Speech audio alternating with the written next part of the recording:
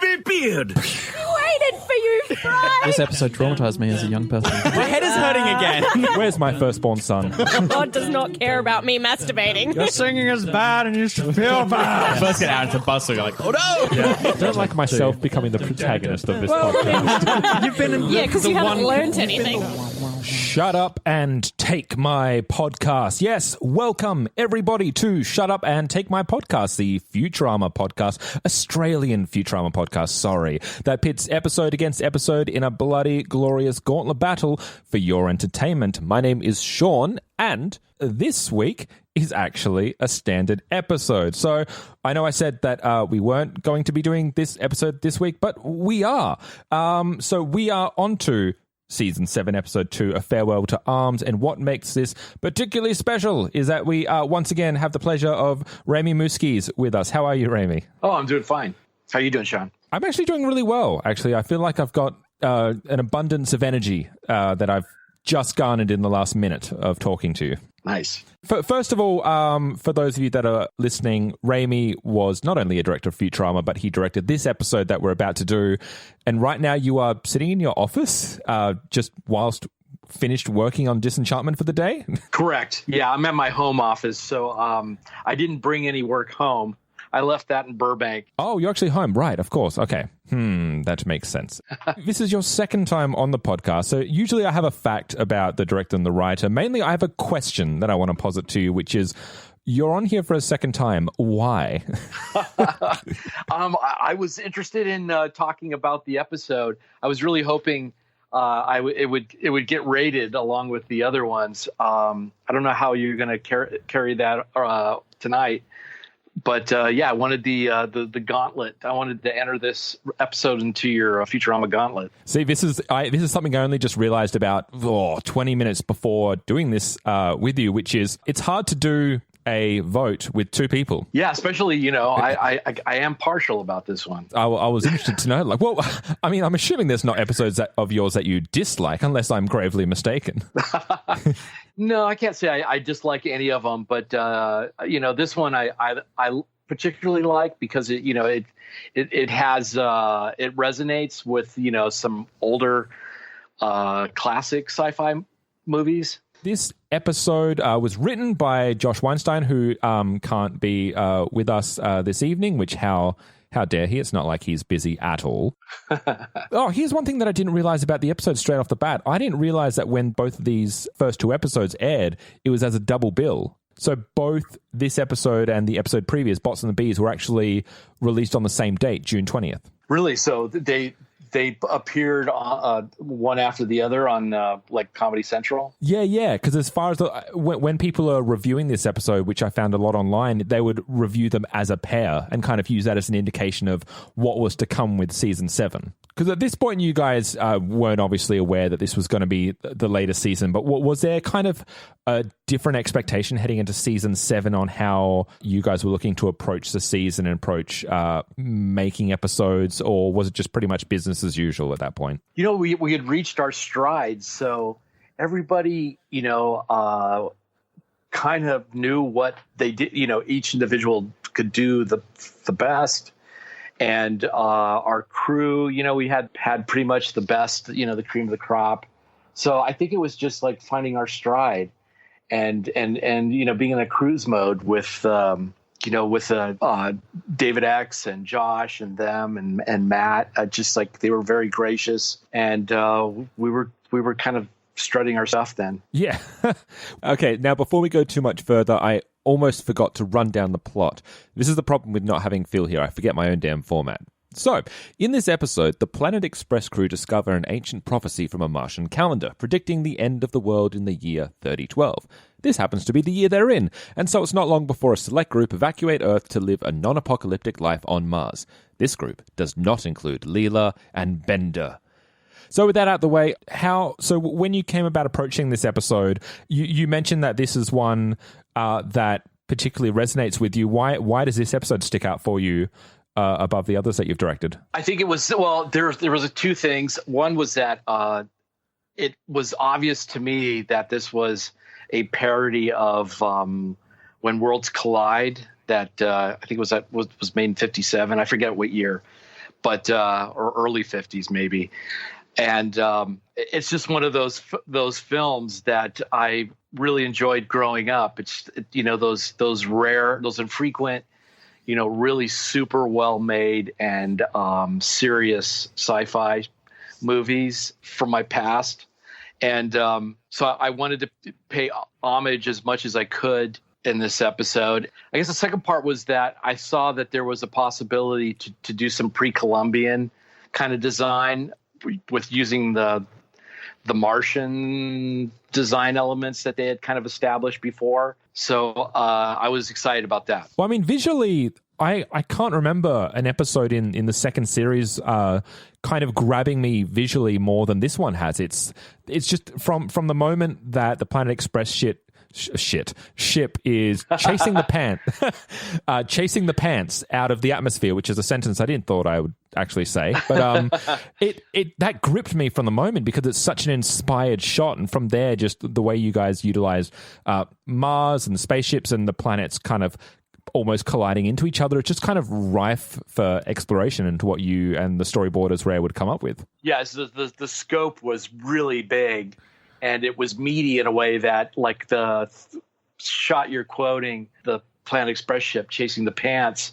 For some reason, I was like, I zeroed in on the Thunderbirds, that kind of that Super Marionation show of Jerry Anderson's. That when they're going up and Fry decides he's going to shoot, he jumps in one of those chairs that elevates him up. It was like it was a part of the Planet Express ship that never existed before. Yeah. But yeah. So there was like a little mini homage right there. It's just like to have him sit in a seat and with his pants missing, and then be elevated up to the gun turret. I thought that was straight out of Thunderbirds. Did that come into play a lot in kind of the writing room or the directing room, where you'd say, look, let's just, if you need something to be in the ship, or if you need something to be in the Planet Express housing, it's just there. Don't need to make a reference to it. Like I love that about Futurama, because that's especially prevalent in Bender. It's just whatever the fuck you need to be in Bender will just be there. Correct. Yeah. It's like that's the fun of doing animation is that it's that plastic. Oh, and just while we're on it, because you mentioned Thunderbirds, there's another show that I remembered watching when I was 4 years old, and I have no memory of whatsoever. I just know I enjoyed it, because I don't know if it was a big part of Australian culture. I could be completely talking out my ass, but I know Thunderbirds has a big part of 90s American culture. Well, it was made in the 60s, but they reran that thing to death. And I remember in the early 70s, before going to school, it would be playing in the morning. I'm sorry, that's just blown my mind that everyone's yelling at me that, of course, Thunderbirds within the 60s. Why did I think that was a lot more modern than it was? 60s, that is insane. Yeah. No, they were very ahead of their time. You've blown my mind with that. Thank you. Mission accomplished. Here's why we can put this to rest. The 2004 Thunderbirds film. Oh, okay. Directed by one Johnathan Frakes. Exactly. There you go. Do you want to hear a Johnathan Frakes anecdote? Oh, please! I'm the Trekkie of the group, so there we go. Let's do it. Peter Avanzino and I, we were both working on The Simpsons.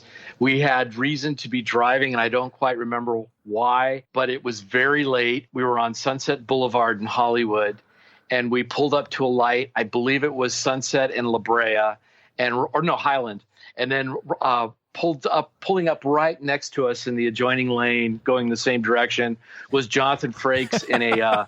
He was in a Mercedes, like a SEC 380 or something like that. Of course. And then I it's like, so I'm in the passenger seat. I look over. I'm staring at him. He's like 4 feet away from me.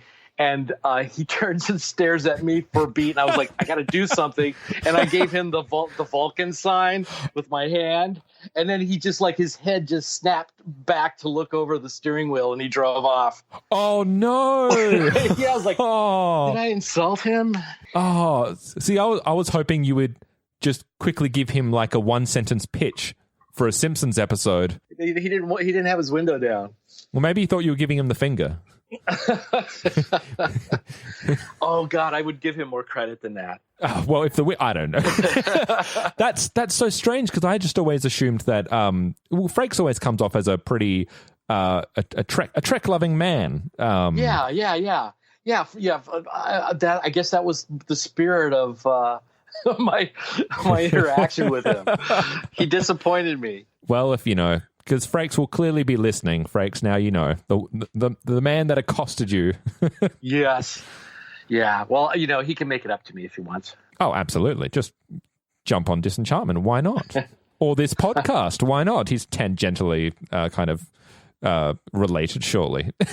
Well, at least we're talking about him now. I did have a question. So you mentioned, I'm not sure if this was off the podcast or on. You mentioned that you happened to pull up a few early drawings or kind of or early storyboards. What was that you had said you had found? I have a quick time of the first color. So it's the first color that came back before it was edited. Oh, right. And how did that differ? As I wanted it, and what I believe the script was inferring was that once the sky activity happens and the skies get red-orange, it stays that way for the whole rest of the show. So all of the shots on Earth, as Mars approaches and they have that close encounter, they share a same sky. And everybody's kind of got a nice red tint to them. It just seemed so surreal that I think it helped the drama of this episode. But at some point, I think Josh and the gang felt that if we were cross-cutting from Earth to Mars, having the same skies might confuse the audience. I disagreed, but anyway, they won out and they changed all the skies back to blue.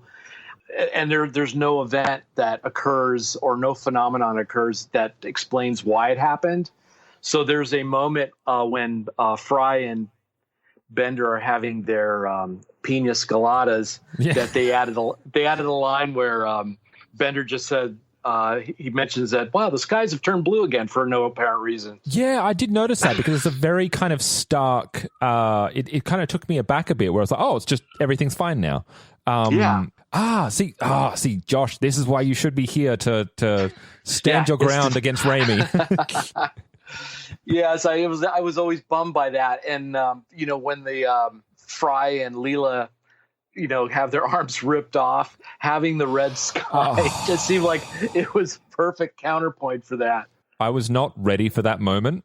I was not ready for arms being ripped off. For myself, I don't know if I've mentioned this. So every time we're going through the episodes now that we're into the second series, second run rather, these are the first times that I've ever seen these episodes. Oh, really?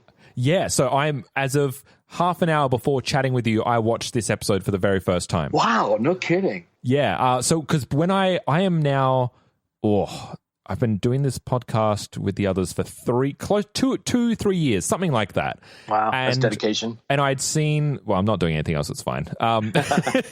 I'd seen every episode of the first run, and I'd seen Bender's big score, but I'd never seen anything past that. And so I made a point to not watch any Futurama until I came to those episodes. So I'm coming at these completely fresh. Oh, interesting. So getting to arms being ripped out of sockets and a good couple of inches of bone sticking out kind of takes Sean by surprise.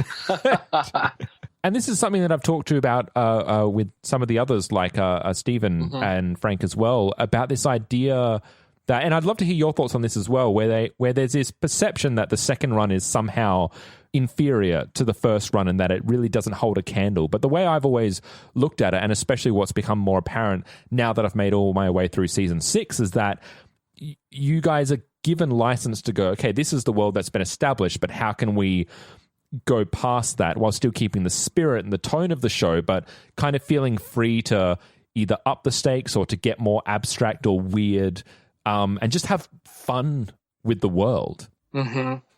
I just feel that, when we did the second run, to have the technology available, the widescreen, the more digital processes that were available to us, I feel that it's just a better show. I didn't think the writing was any less insightful or funny or anything than, I thought the quality was pretty solid all the way through. And this episode in particular, I realized that this is one of those episodes where none of the side characters are completely left out. So everyone at least has a couple of lines. No one's forgotten, except Scruffy, but he saved Leela, so that's fine. And I'm still waiting for that Scruffy Central episode that doesn't include Washbucket. But this is just a super fun episode, and that's what I found. The pacing is there visually; it's absolutely stunning, and it kind of focuses it. What I'm happy that you guys have done, because we were constantly confused by where Fry and Leela were at, because some episodes they're together, sometimes they're not.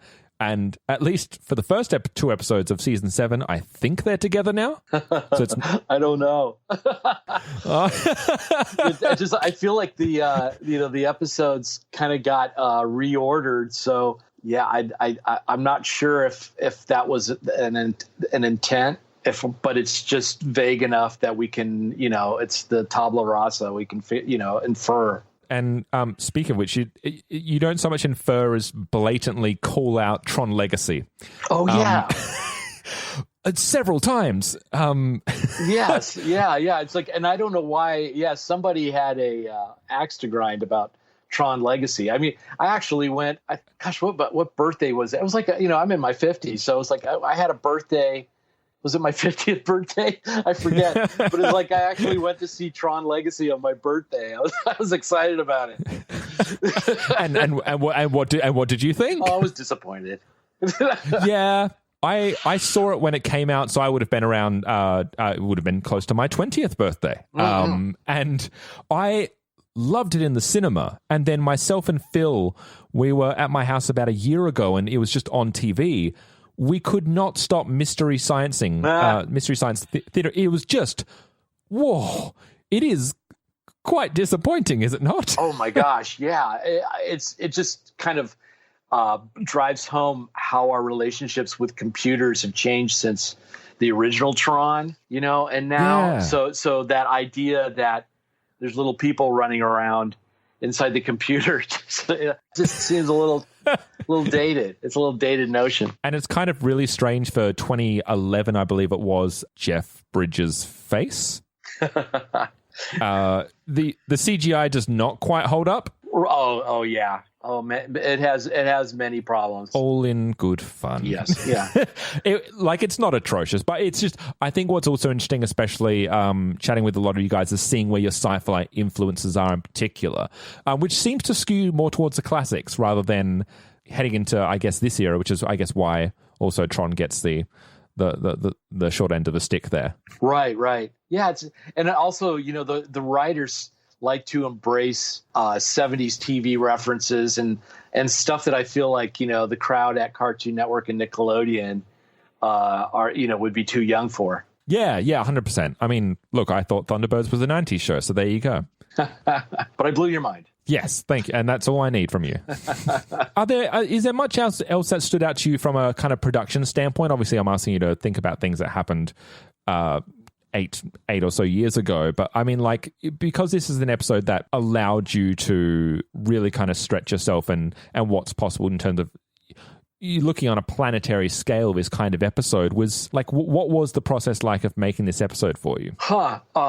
Well, with the contrast of working on Disenchantment now, we had to make do with a lot fewer artists. So I feel as a director, I was constantly kind of spread thin, and then and I had really good artists, but there weren't very many of us. So covering all this scope and then comparing it to what I'm doing right now, which is a much tamer, visual style, and then having all the resources that I do, it's amazing that I got this done. Well, because I remember we talked about when we did your interview a few months back, how there's a tendency when you first went from storyboarding to directing to feel like you have to do it all yourself and really kind of keeping on everything that's going on. By the time you're hitting season 7 and in a Farewell to Arms, even though you've got less people to work with, did you still have a big hands-on approach in terms of really being on board, or did you by that point feel that you could delegate a bit? I definitely thought I could delegate, but there always seems to be, once the dust is settled and you know what's in the show and what's not, and the revisions have been dealt with, and you can start like filling in the blanks. It's like literally start fine-tuning performance when we're sheet timing, and just fine-tuning composition. At that point, after the majority of the labor's over, you can kind of go over everything with a fine-tooth comb. And that, I find, is like it's a very personal time for me to kind of like really feel like I own the show. That was definitely the case here. I'm just scanning the work print, and I'm just seeing, like just great little expression changes, and just little tiny accents that I actually had time to do. So I guess after all, everything got in that I wanted in. So how close towards having to send off the final episode are you going in and kind of really fine-tuning and kind of really going in for detail? Did you often find yourself really coming up to the like kind of the crux and just like last minute details? Does it end up being that stressful, or can you really just kind of take your time and get it done? It's definitely stressful, but it's less so towards the end, because it's just sort of like there's less. It's like you're triaging things all the way from the get-go. It's just sort of like what is the sequence that has the most pencil mileage required for it, and then trying to delegate and making sure it has the resources it needs. And then, it's just like it's just boiling down. Once that the producers are happy with the episode and it's kind of found its final form, then you can start filling in the blanks. So if there were poses missing, if you'd like to put shadows on characters, just fine-tuning expressions and adding those little moments.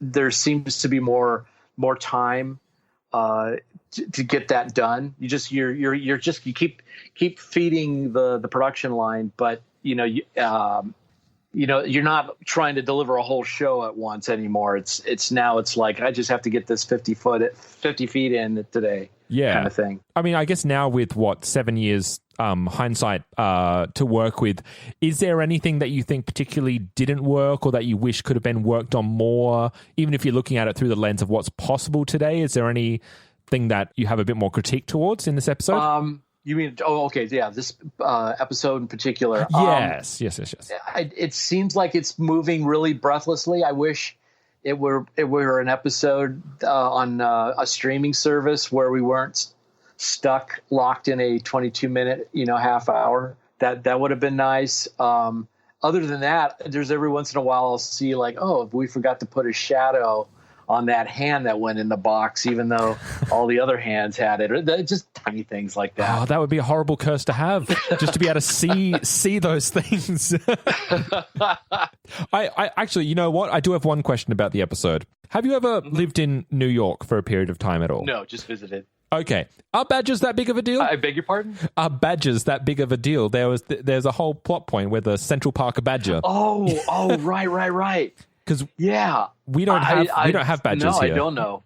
I can't relate to that. It just seemed like maybe it was something like the owls. It's just sort of like in the future, the city has this pest problem. Because we don't have squirrels here. We don't have, but we have possums is what we have. And so when I think of kind of that assortment of creatures, it's just I kind of think about what's considered a nuisance or a pest. I've never been to Central Park, so I don't know what's kind of infestating over there. So I just found that an interesting little Americanism that flew over my head. Josh might be able to shed some light on that. God damn it, Josh! Just sort of like I just took it for granted. Took it for granted. Yes, asking the director writing questions. Why can't you answer them?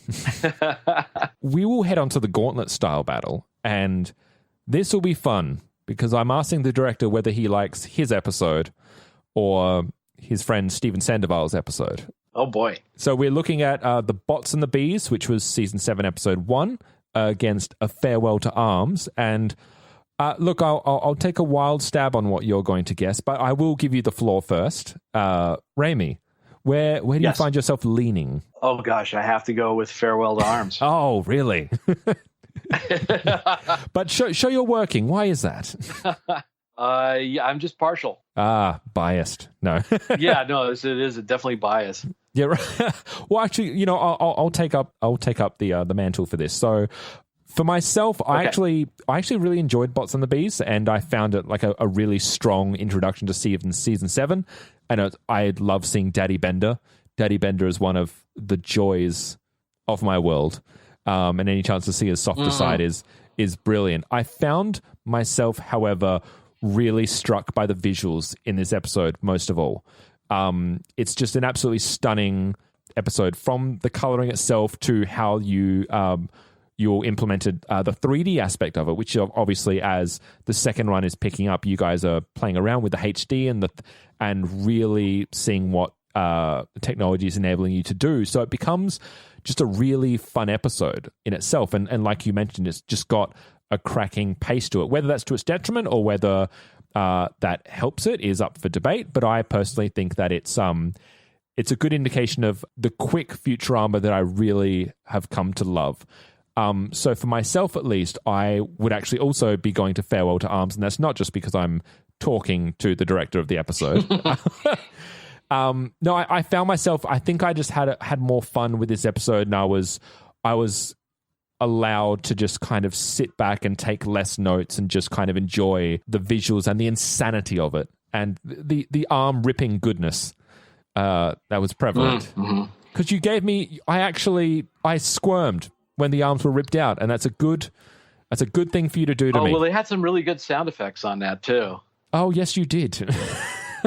It's just all together. It's just a very traumatic ending, and just to linger on the floating arms in space as well.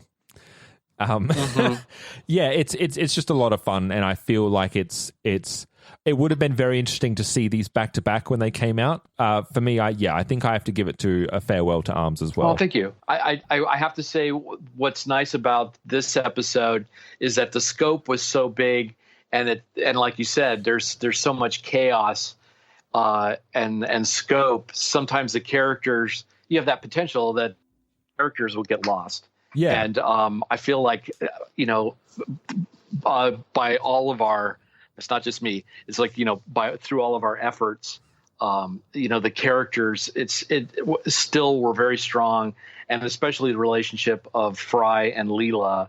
And like you said, that final image of them holding hands, their severed arms holding hands, that's a wonderful coda, that is their relationship throughout the whole series. I'll take, it's like the on the other side of the coin, when I did a similar big crazy show, which was the Mutants Are Revolting, I felt that one wasn't as strong because it just seemed like the characters did kind of get lost with the mania and the scope of the show. Yeah, I think that was the second show I directed. Ah, really? Yeah, after I did Da Vinci Code, and I think then I did The Mutants Are Revolting. See, the Da Vinci Code is kind of, for me, was the episode that I had in mind when I'm thinking about quick-paced, chaotic Futurama.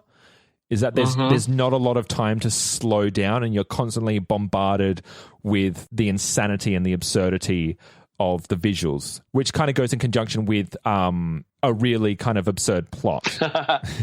Yeah.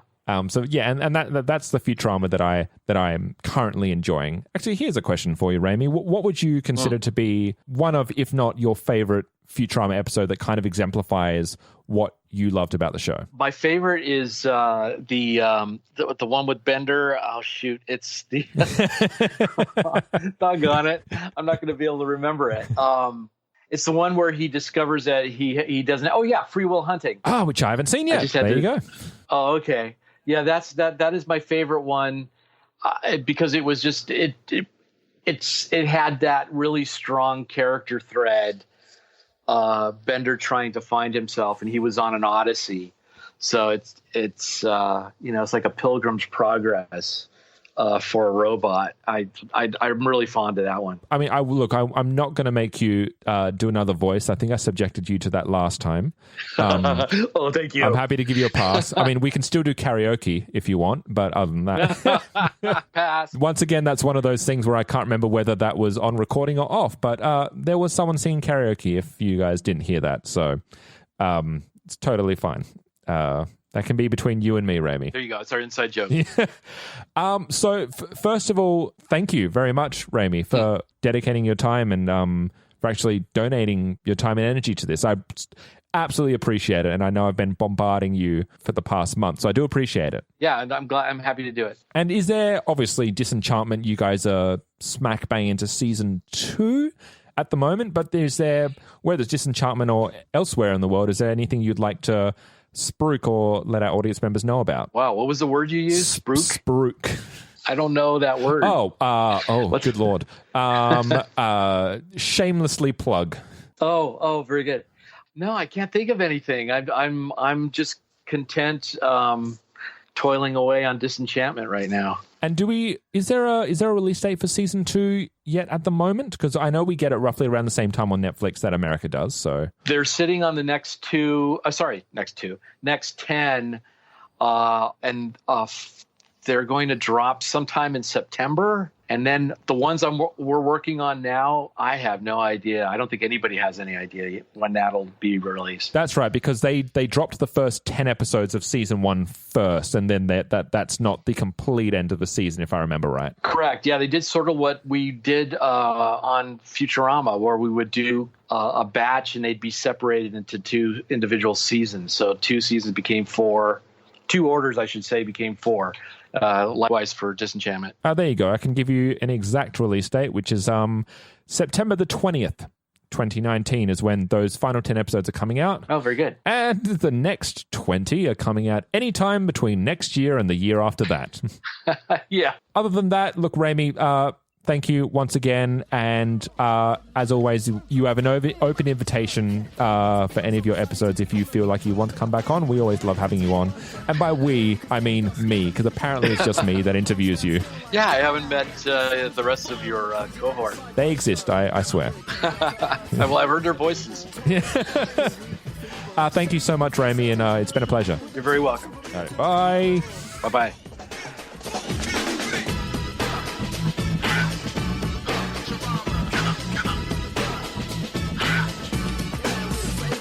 Thanks for tuning in. If you'd like to contact us, you can do so by emailing us at babybeardmedia@gmail.com. Our socials are Facebook, Twitter, and Instagram @babybeardmedia. And if you're looking for a way to support us, the best way you can do it is by jumping onto iTunes or the podcast app and giving us a 5-star rating and a nice review. It goes a long way to helping us. Otherwise, if you'd like to join us next week... Anyway... some child is singing karaoke in the park. Can you tell what they're singing? I can't. This girl, she doesn't have a career in music. Oh, poor girl. Yeah, it sounds cute, but it's unidentifiable. Unlike the two of us that very much have careers in singing. That's right. But yeah, we're gonna do karaoke tonight, right?